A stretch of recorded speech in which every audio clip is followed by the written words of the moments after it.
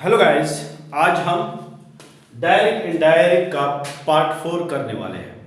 Part 4 में जो चंद rules बचते हैं इनको आज कोशिश करेंगे कि हम इनमें सारे रूल्स जो है वो बयान कर लें, लेकिन अगर फिर भी कुछ बच जाते हैं तो वो डायरेक्ट इनडायरेक्ट पार्ट 5 में इंशाल्लाह आएंगे।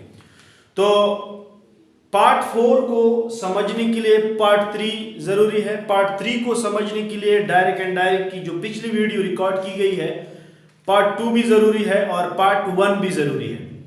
ये एक सीरीज वाइज मैंने बनाई है।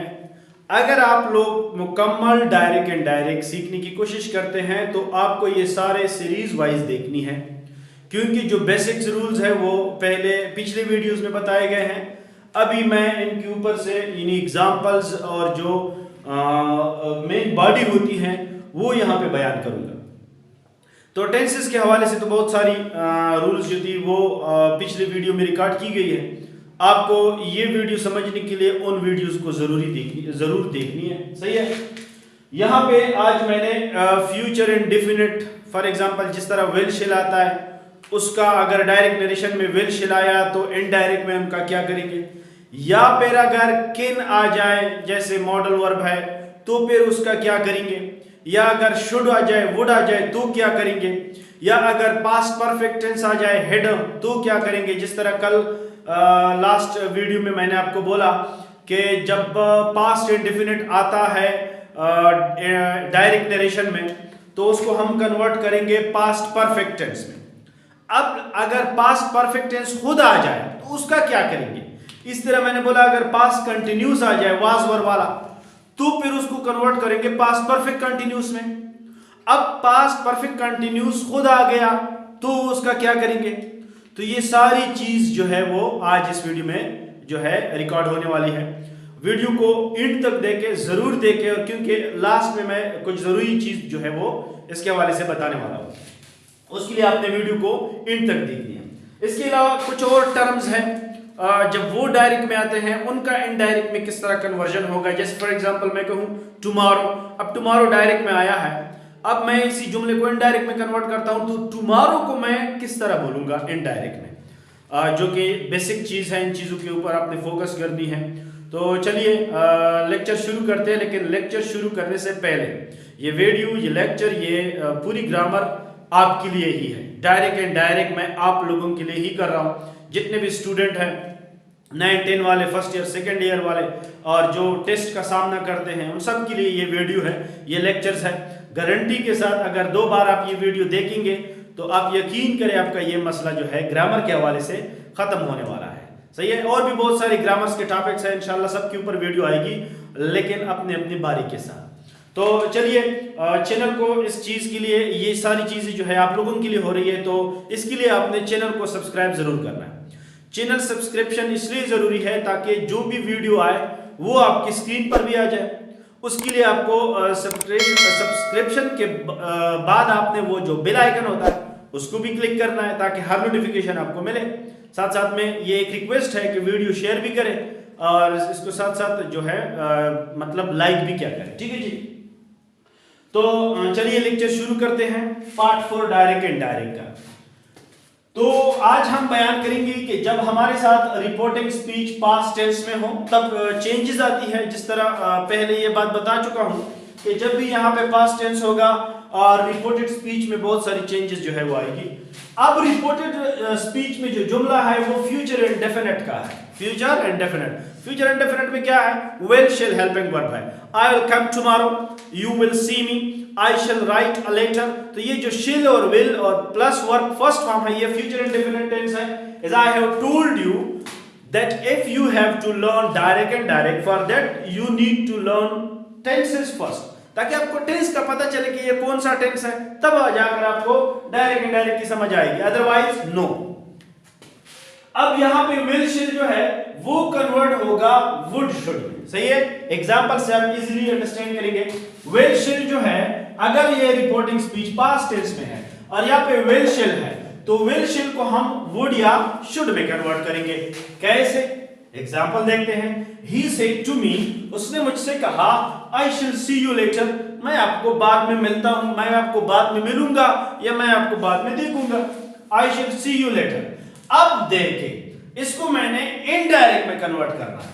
सेड टू जो है, ये चीज इंपॉर्टेंटली नोट कर रहे, सेड टू जो है, सेड टू ये जाएगा टोल्ड में, लेकिन अगर सिर्फ सेड आया है तो ये जाएगा सेड में, यानी इसको सेड ही लिखना है। सही है। इसी तरह अगर सेड टू आया तो उसको आपने लेके जाना है टोल्ड, सॉरी टेल में। लेकिन अगर सिर्फ से आता है, से, तो उसको आप से ही रहने दें, उसको आपने से ही बोलना है। सही है। फॉर एग्जाम्पल मैं बोलूं ही सेज टू मी, अब ये ही सेज टू मी जब मैं इनडायरेक्ट में बोलूंगा तो मैं बोलूंगा ही टेल्स मी। सही है। इसी तरह सेड टू जो आ जाए तो टोल्ड लिखना है, सिर्फ सेड जो आ जाए तो आपने सिर्फ वही सेड ही लिखना है। तो यहां पे सेड टू आया है, मैंने टोल्ड लिखा। He said to me I shall see you later, तो सेड टू को टोल्ड में कन्वर्ट किया। He told me, inverted comma और ये कामा जो है ये मैंने खत्म किया, क्योंकि मैंने इनको इनडायरेक्ट में कन्वर्ट करना है, और मैंने जो है दैट लगाया, कंजंक्शन दैट के लगाने से ये इन्वर्टेड कामा उड़ गए। अब ये देखिए आई जो है फर्स्ट पर्सन प्रोनाउन है। फर्स्ट पर्सन प्रोनाउन आपको पता है जाएगा सब्जेक्ट के मुताबिक ही के साथ, तो यहां पे आपने क्या लिखना है, ही टोल्ड मी दैट, ही की जगह आपने, आई की जगह आपने ये ही लिखना है, ही। अब शिल जाएगा वुड में, he told me that he would see me later, क्योंकि ही के साथ हम वुड लगाते हैं, शिल तो आई के साथ होता है ना, लेकिन ही के साथ तो विल होता है, तो वो ये वुड ही के मुताबिक आएगा, he would see me later. अब यहां पे यू था, यू सेकंड पर्सन प्रोनाउन है, यू ऑब्जेक्ट के साथ जाएगा मी, और मी यहां पे मैंने लिखा, he told me that he would see me later. ये एक एग्जांपल हो गया। एक दूसरे को देखते हैं। The girl said they will speak English, लड़की ने कहा वो इंग्लिश में बात करेंगे या वो इंग्लिश बोलेंगे। अब यहां पे इनडायरेक्ट में जाते हैं। द गर्ल सेड, देखो मैंने सेड ही लगाया, क्योंकि गर्ल में टू नहीं है तो मैंने टोल्ड में इसको कन्वर्ट नहीं किया। The girl said that they would, they third person pronoun है, ये चेंज नहीं होगा। विल जाएगा वुड में, यहां पे मैंने बोला है आपको कि विल शैल जाएंगे वुड में। दे वुड स्पीक इंग्लिश, बाकी जुमला उसी तरह ही रहेगा। तो विल शैल जाएगा वुड या शुड में, ये एग्जांपल से आपने जान लिया। सही है। अब एक और चीज है, मॉडल वर्ब है किन। अगर किन आ जाए तो वो कहा जाएगा कुड में जाएगा। आप देख सकते हैं किन डायरेक्ट में किन आया है, इसी किन का जब हम डायरेक्ट बनाएंगे तो वो जाएगा कुड में। एग्जांपल देखें। ही सेड टू हर, उसने उससे कहा यू कैन रीड दिस, तुम इसे पढ़ सकते हो, कैन रीड दिस। अब देखें, he told her, said to को फिर told में कन्वर्ट किया, he told her that, her object है, you सेकंड पर्सन प्रोनाउन है, तो ये you जो है ये ऑब्जेक्ट के मुताबिक चेंज होगा, मतलब ये she हो जाएगा, और her का सब्जेक्टिव केस she है।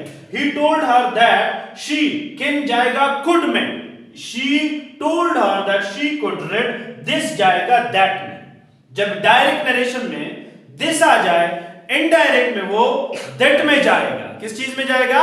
that में जाएगा। अब आगे देखिए, अगर should आ जाए तो should को आपने should ही लिखना है, would आ जाए तो आपने would को would ही में लिखना है, will भी आ जाए तो आपको will be को would be में जो है would be में कन्वर्ट करना है।